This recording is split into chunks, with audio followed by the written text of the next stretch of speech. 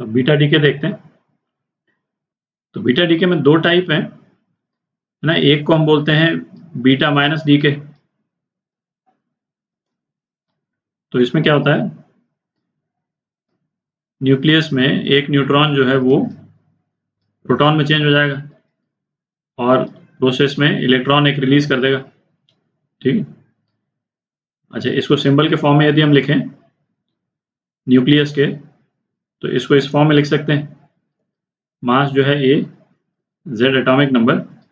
ये भी न्यूक्लियाइड्स की बात कर रहे हैं अपन, है ना, एटम लेवल की नहीं बात कर रहे हैं। और ये हो गया आपका एटॉमिक नंबर इंक्रीज कर गया। ठीक है, मास सेम रहा प्लस इलेक्ट्रॉन।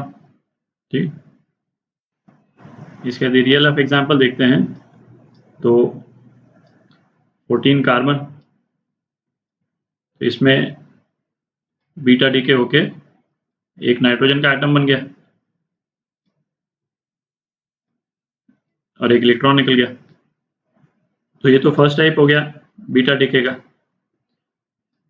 दूसरे टाइप में क्या होता है, उसको हम बोलते हैं बीटा पॉजिटिव डीके,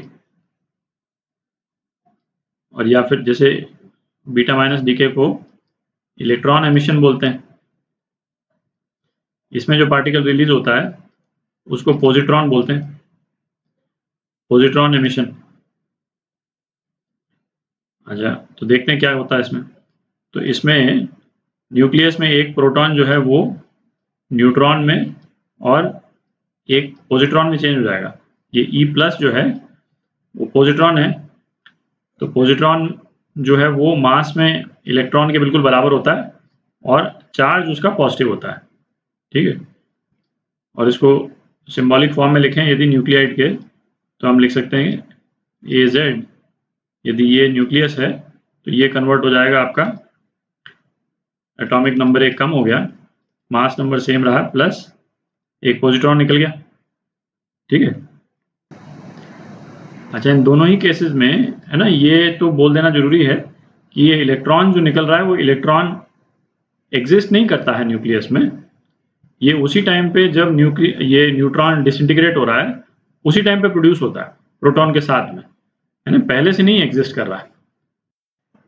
अच्छा, ये बीटा प्लस डीके वाली इक्वेशन देख करके आपके दिमाग में आ रहा होगा कि भाई कि जैसे इलेक्ट्रॉन एमिशन में तो समझ में आता है भाई न्यूट्रॉन का मास जो है वो प्रोटॉन से ज़्यादा है, तो एक इलेक्ट्रॉन निकल रहा है, तो कोई दिक्कत वाली चीज़ नहीं। इस वाले केस में पॉजिट्रॉन एमिशन के केस में प्रोटॉन का मास हमको मालूम है न्यूट्रॉन से कम है, तो ये कैसे पॉसिबल है कि, है ना, प्रोटॉन जो है वो चेंज हो जाए न्यूट्रॉन में और पॉजिट्रॉन में। तो इसके लिए जो रिएक्शन की जो क्यू एनर्जी है ना, उसका थोड़ा एनालिसिस करते हैं, है, उससे क्लियर हो जाएगा कि किन कंडीशंस में पॉजिट्रॉन एमिशन होता है। ठीक है, तो पहले इलेक्ट्रॉन एमिशन वाला केस देखते हैं। तो इसमें क्यू एनर्जी कितनी हो जाएगी। अच्छा, इसमें ये ध्यान रखे कि ये जो दो टर्म जो लिखे हैं हमने, ये हम न्यूक्लियस को डिनोट कर रहे हैं, एटम को डिनोट नहीं कर रहे हैं। ठीक है, तो इसको हम यहाँ पे लिख सकते हैं मास ऑफ न्यूक्लियस। ठीक है, इसको पार्टिकल 1 में बोल देता हूँ और इसको पार्टिकल 2 बोल देता हूँ, ये तो इलेक्ट्रॉन ही है। ठीक है, तो mass of nucleus of 1 minus mass of nucleus of 2 minus electron का मास। ठीक है, ये into energy equivalent of 1 atomic mass unit. ठीक है, ये टर्म यदि पॉजिटिव है तो ये रिएक्शन होगा। ठीक है, ये तो क्लियर ही है कि इस टर्म का पॉजिटिव होना जरूरी है इस रिएक्शन के होने के लिए। अच्छा, अब इसको यदि हमको न्यूक्लियर मास की जगह एटॉमिक मास के टर्म्स में यदि लिखना है, ठीक है, तो इस इक्वेशन को एक बार मैं दोबारा लिखता हूं। यहाँ पे ए जेड, ये अभी न्यूक्लियस के फॉर्म में लिख रहे हैं, वाई जेड प्लस 1 ए प्लस ई। ठीक है, अच्छा, यदि एटॉमिक मास के टर्म्स में यदि हमको लिखना हो, ठीक है, तो हम क्या करेंगे, इसको एटम्स में चेंज करते हैं। तो एटम में चेंज करने के लिए दोनों तरफ Z प्लस 1 इलेक्ट्रॉन्स डिस्ट्रीब्यूट कर देते हैं, दोनों तरफ Z प्लस 1 इलेक्ट्रॉन्स। ठीक है, तो तो यहाँ पे आपने Z+1 इलेक्ट्रॉन्स को डिस्ट्रीब्यूट कर दिया, तो हमको तो केवल Z इलेक्ट्रॉन्स चाहिए यहाँ पे लेफ्ट हैंड साइड में, ठीक है। तो इसको मैं डिनोट करने के लिए कि ये एटम है, इस पे एक हैट लगा देते हैं ऊपर, ठीक है। ये साइड क्या हो गई, ये प्लस एक इलेक्ट्रॉन, ठीक है, एक इलेक्ट्रॉन एक्स्ट्रा। अच्छा, ये जो एटम है, ये जो न्यूक्लियस है ना, इसको तो पूरे Z+1 इलेक्ट्रॉन्स चाहिए, तो ये हो जाएगा आपका A Z+1 प्लस इलेक्ट्रॉन, ठीक है। और ये दोनों साइड के इलेक्ट्रॉन कैंसिल आउट हो गए, ठीक है। तो ये एक्सरसाइज अपन ने की केवल Q एनर्जी के लिए, ठीक। तो यदि हमको Q एनर्जी एटॉमिक मास के टर्म्स में चाहिए, तो हम क्या लिखेंगे, मास ऑफ X का atom minus mass of Y atom into energy पर AMU, ठीक है। तो ये वाला टर्म जो है वो पॉजिटिव होना चाहिए। यदि एटम के टर्म में हम लिखें तो mass of full atom left hand side है ना, ये mass of full atom right hand side इससे ज़्यादा होना चाहिए। और यदि हम न्यूक्लियस के टर्म पे लिखें मास में, तो ये रिलेशन होना चाहिए, ये दोनों यदि पॉजिटिव होगा तो बीटा माइनस डी के इलेक्ट्रॉन एमिशन हो जाएगा, ठीक है। अब यही एनालिसिस करते हैं हम पॉजिट्रॉन एमिशन के केस में। तो यही एनालिसिस अपन करते हैं पॉजिट्रॉन एमिशन के केस में, है ना, उसमें इंटरेस्टिंग रिजल्ट आता है। तो अब हम कर रहे हैं पॉजिट्रॉन एमिशन के केस में एनर्जी ऑफ रिएक्शन निकाल रहे हैं, है ना, कि कब पॉजिटिव होगी उसको देखते हैं। अच्छा, इसको न्यूक्लियस 1 बोल देता हूँ, इसको न्यूक्लियस 2 बोल देता हूँ। अच्छा, ये जो रिलेशन है इसमें ये दोनों हम न्यूक्लियस को रेफर कर रहे हैं, एटम को नहीं रेफर कर रहे हैं, ठीक है। तो एनर्जी ऑफ रिएक्शन क्या हो जाएगा, मास ऑफ न्यूक्लियस 1 है ना, Mn1 यहाँ पे, minus mass of nucleus 2 minus mass of positron, ठीक है, ये इनटू एनर्जी पर AMU, ठीक है, जो 931.5 मेगा इलेक्ट्रॉन वोल्ट होती है। ये टर्म जो है वो पॉजिटिव होनी चाहिए, ठीक है। तो अब इस इक्वेशन को एटम के फॉर्म में चेंज करते हैं, ठीक है। तो ये इक्वेशन क्या है, AXZ, अच्छा ये जो टर्म है ये Y है ऑब्वियसली, है ना, दूसरा एटम है, सेम एटम नहीं है। जैसे यहाँ पे Y था तो ये Y है, Z-1 A प्लस पॉजिट्रॉन, है ना, ये तो न्यूक्लियाई के टर्म्स में लिखा हुआ है, ठीक है। अब इसको एटम के टर्म्स में चेंज करने के लिए ऐसा करते हैं, दोनों तरफ Z इलेक्ट्रॉन्स डिस्ट्रीब्यूट कर देते हैं, ठीक है, दोनों तरफ Z इलेक्ट्रॉन्स दे देते हैं, है ना, बात तो बराबर ही है, ये पॉजिट्रॉन है तो इसको Z इलेक्ट्रॉन दे देंगे, तो ये तो पूरा एटम बन गया।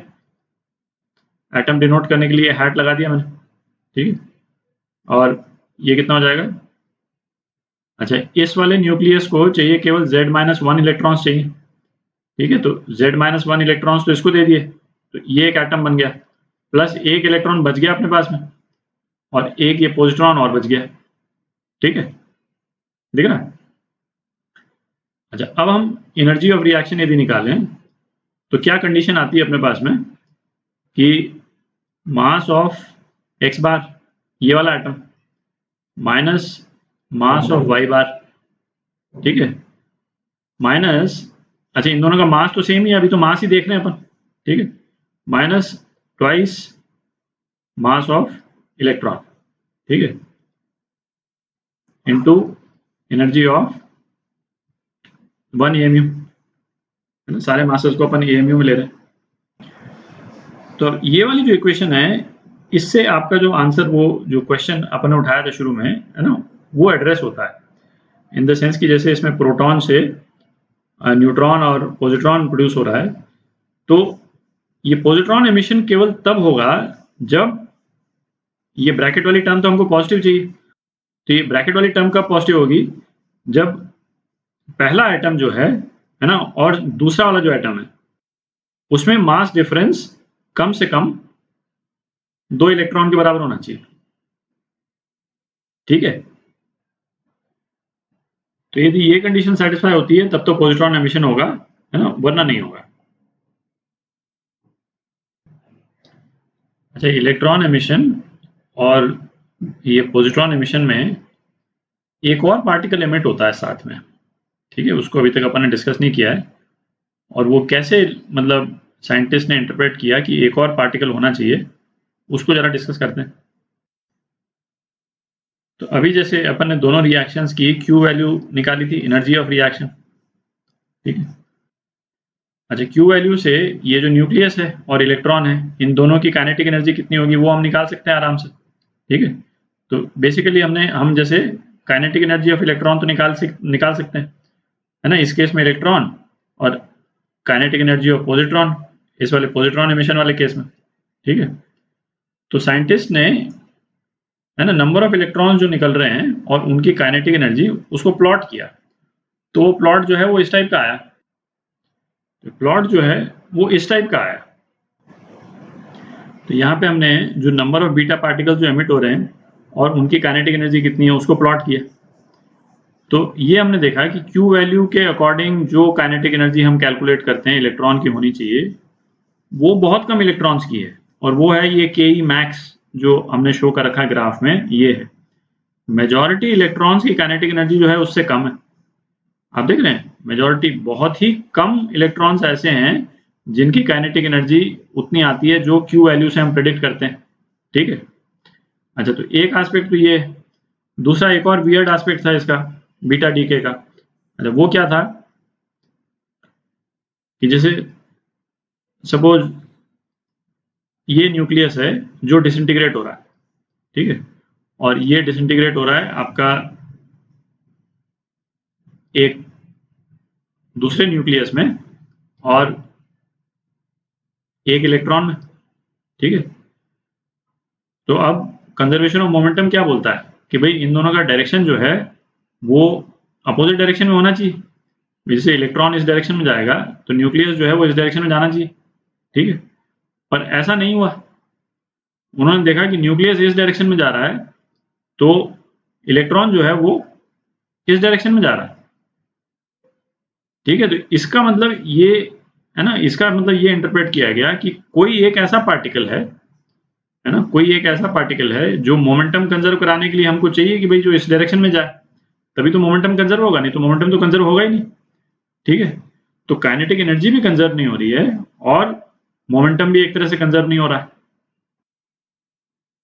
तो इसको थियोरेटिकली एक्सप्लेन करने के लिए क्या फिर सजेस्ट किया गया कि इस रिएक्शन में एक पार्टिकल और एमिट होता है ना, उसको इस वाले केस में, इलेक्ट्रॉन एमिशन के केस में, हम उसको एंटी न्यूट्रिनो बोलते हैं। क्या बोलते हैं? Anti neutrino. ठीक है, और पॉजिट्रॉन एमिशन के केस में उसको न्यूट्रिनो बोलते हैं। ठीक है, और ये जो पार्टिकल है ना, ये मतलब काफी वियर्ड पार्टिकल है। इसके कैरेक्टरिस्टिक्स देखते हैं। अब ये वाला जो पार्टिकल है इसकी प्रॉपर्टीज देख रहे हैं अपन। ठीक है, देख देता हूं, न्यूट्रिनो प्रॉपर्टीज। तो पहला तो मास नहीं के बराबर है।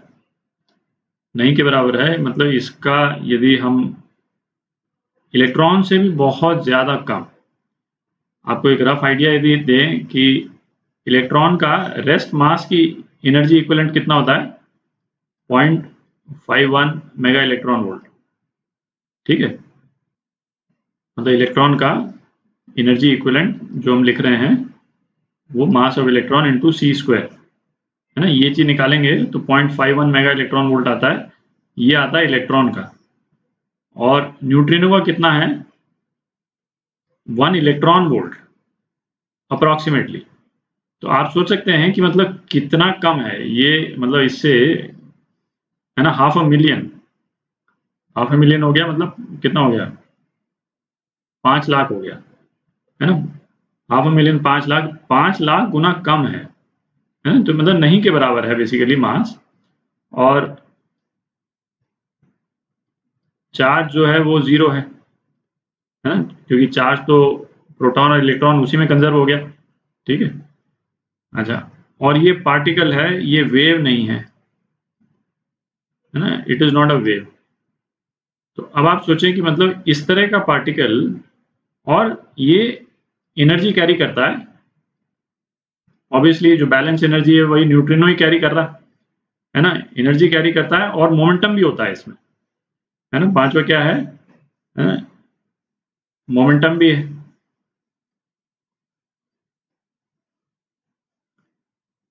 तो ये कैरेक्टरिस्टिक्स हैं न्यूट्रिनो की। अब चूंकि अब इसमें ना तो मास है ना चार्ज है, ये मैटर के साथ नहीं के बराबर इंटरेक्ट करता है, और कहते हैं यदि इसको न्यूट्रिनो को आयरन स्लैब में यदि हम इंट्रोड्यूस करें तो 100 लाइट ईयर्स तक ट्रैवल करता जाएगा इंटरेक्ट करने के पहले। आप सोच सकते हैं, मतलब ये ऐसा पार्टिकल है किसी से इंटरेक्ट नहीं करता है, चार्ज इसके पास है नहीं, मास इसके पास है नहीं, ठीक है, इलेक्ट्रोमैग्नेटिक वेव भी नहीं है, ताकि इलेक्ट्रोमैग्नेटिक वेव भी होता तो किसी इलेक्ट्रॉन को जो है वो थोड़ा सा डिफ्लेक्ट करता है, कुछ करता। तो इसका डिटेक्शन कैसे किया होगा, मतलब आप सोच सकते हैं, है ना। ये हमने प्रेडिक्ट तो कर दिया कि चूंकि एक्सप्लेन करना था कि भाई इस तरह का पार्टिकल निकल रहा होगा, ठीक है। तो आप सोचें जो इसको प्रेडिक्ट किया था 1930 में, ठीक है, जो ये पॉली एक्सक्लूजन प्रिंसिपल के जो पॉली हैं साइंटिस्ट, है ना, फेमस साइंटिस्ट, तो उन्होंने सजेस्ट किया था, और तो सजेस्ट तो कर दिया, बट अब वो डिटेक्ट करने में तो कितना मुश्किल होगा आप इमेजिन कर सकते हैं। तो 1955 में अप्रॉक्सीमेटली ये फाइनली जाकर के डिटेक्ट भी कर लिया लोगों ने, ठीक है। तो बहुत बड़ी बात है कि इस तरह का पार्टिकल भी हमने डिटेक्ट कर लिया। अच्छा, पॉजिट्रॉन एमिशन का एक और वेरिएशन देखते हैं। तो पॉजिट्रॉन एमिशन के इस वेरिएशन को हम बोलते हैं इलेक्ट्रॉन कैप्चर। तो इस केस में क्या हुआ, जैसे पॉजिट्रॉन एमिशन कब होता है, जब न्यूक्लियस में न्यूट्रॉन्स कम होते हैं, ठीक है, न्यूट्रॉन्स अपॉन प्रोटॉन्स का रेशियो जो है वो कम होता है। तो न्यूट्रॉन्स की कमी को पूरा करने के लिए जो है पॉजिट्रॉन एमिशन करता है न्यूक्लियस। तो एक तो बीटा प्लस डी के तो ये हो गया, है ना, जहां पे न्यूट्रॉन्स बढ़ गए। और दूसरा रिएक्शन क्या हुआ कि न्यूक्लियस जो है वो लोअर मोस्ट ऑर्बिट से एक इलेक्ट्रॉन को कैप्चर कर लेता है, और इससे भी नेट रिजल्ट क्या होगा, न्यूक्लियस में एक न्यूट्रॉन बढ़ जाएगा, और इस केस में भी एक न्यूट्रिनो जो है वो एमिट हो जाता है। ये इलेक्ट्रॉन जो है वो ऑर्बिटल इलेक्ट्रॉन है, ऑर्बिटल इलेक्ट्रॉन कैप्चर्ड। इस पे न्यूक्लियस पे तो इम्पैक्ट जो है वो सेम ही रहा, इन द सेंस कि न्यूक्लियस में जो एटॉमिक नंबर का जो चेंज हुआ वो तो सेम रहा, पर इसमें जो एनर्जी रिक्वायरमेंट है उसमें डिफरेंस आता है, ठीक है। तो वो कितना डिफरेंस आता है उसको देखते हैं। तो इसको न्यूक्लियस के सिंबल के फॉर्म में लिखेंगे, तो क्या लिखेंगे, x Z A plus electron, और जो रिजल्टेंट न्यूक्लियस जो बना उसमें एटॉमिक नंबर कम हो गया, मास नंबर सेम है, ठीक है। अच्छा, ये तो हमने न्यूक्लियस के फॉर्म में लिखा है ना, ये एक्स और वाई जो है वो न्यूक्लियस हैं। यदि एटम्स के फॉर्म में लिखना है तो दोनों साइड पे ऐसा करते हैं, जेड नंबर ऑफ इलेक्ट्रॉन्स जो हैं वो ऐड कर देते हैं, है ना, इस तरफ भी और इस तरफ भी। तो जेड नंबर इलेक्ट्रॉन्स ऐड कर देंगे, तो ये क्या हो जाएगा, इसको अब एटॉमिक फॉर्म में मैं एक्स बार लिख रहा हूँ इसको, है ना, डिनोट करने के लिए कि केवल ये एटम है ना, न्यूक्लियस नहीं। जेड ए ये तो एटम हो गया, प्लस इलेक्ट्रॉन, और ये बन गया y, ये भी एटॉमिक फॉर्म में Z-1 A, और यहाँ पे एक इलेक्ट्रॉन एक्स्ट्रा हो जाएगा। ठीक, तो ये इलेक्ट्रॉन जो है वो कैंसिल आउट कर गए। तो एनर्जी ऑफ द रिएक्शन यदि अपन निकालेंगे तो एनर्जी ऑफ द रिएक्शन क्या हो गई, मास ऑफ x बार, मतलब ये atom, minus mass of y बार, है ना, ये वाला एटम, इनटू एनर्जी पर एटॉमिक मास यूनिट। ठीक है, पर एमयू। तो ये आप देख रहे हैं एनर्जी ऑफ रिएक्शन जो है वो इस केस में और पॉजिट्रॉन एमिशन के केस में डिफरेंट है ना। पॉजिट्रॉन एमिशन के केस में जो एनर्जी ऑफ रिएक्शन अपन ने निकाला था Q, है ना, ये पॉजिट्रॉन एमिशन का एनर्जी रिलीज लिख रहा हूं मैं, वो कितना आया था, mx bar minus my bar minus twice mass of electron into energy पर एटॉमिक मास यूनिट। ठीक है, तो पॉजिट्रॉन एमिशन के लिए दोनों एटॉमिक मास में कम से कम 2 इलेक्ट्रॉन के मास का डिफरेंस होना जरूरी था। ठीक है, तभी पॉजिट्रॉन एमिशन फिजिबल था। पर इस केस में, पर इलेक्ट्रॉन कैप्चर के केस में ये रिक्वायरमेंट नहीं है। यदि mass of x bar mass of y बार से ज़्यादा है तो ये रिएक्शन जो है वो कंप्लीट हो जाएगा। ठीक है, तो ये डिफरेंस है। पॉजिट्रॉन एमिशन और इलेक्ट्रॉन कैप्चर के जो डिफरेंस हैं उसको एक बार समराइज कर लेते हैं। प्रोटॉन कन्वर्ट होता था न्यूट्रॉन में, एक पॉजिट्रॉन एमिट होता था और एक न्यूट्रिनो एमिट होता था। और इस केस में क्या होता था, इलेक्ट्रॉन कैप्चर हो गया लोअर मोस्ट ऑर्बिट का और न्यूक्लियस में न्यूट्रॉन बन गया और न्यूट्रिनो एमिट हो गया। ठीक, अच्छा, इंपॉर्टेंट डिफरेंस था आपका एनर्जी ऑफ रिएक्शन, है ना, Q वैल्यू में। तो Q वैल्यू जो था इसका mass of parent atom minus mass of daughter atom minus twice mass of electron. ठीक है, इनटू एनर्जी पर ये AMU। ठीक है, तो एनर्जी रिक्वायरमेंट इसमें क्या थी कि मास ऑफ पेरेंट एटम, है ना, ये एटम स्पेसिफिकली लिख रहा हूँ, न्यूक्लियस की बात नहीं कर रहे हैं, एटम की बात कर रहे हैं, minus mass of daughter atom, ये ट्वाइस मास ऑफ इलेक्ट्रॉन से ज़्यादा होना चाहिए। ठीक है, ये रिलेशन होल्ड करनी जरूरी है इसमें पॉजिट्रॉन एमिशन में। अच्छा, इलेक्ट्रॉन कैप्चर के केस में हीट ऑफ द रिएक्शन क्या होता था, mass of parent atom minus mass of daughter atom into energy पर AMU। ठीक है, तो और इसमें रिक्वायरमेंट जो था वो बिल्कुल सिंपल थी कि mass of parent atom should be greater then mass of daughter atom. ठीक, ये रिक्वायरमेंट सफिशिएंट थी।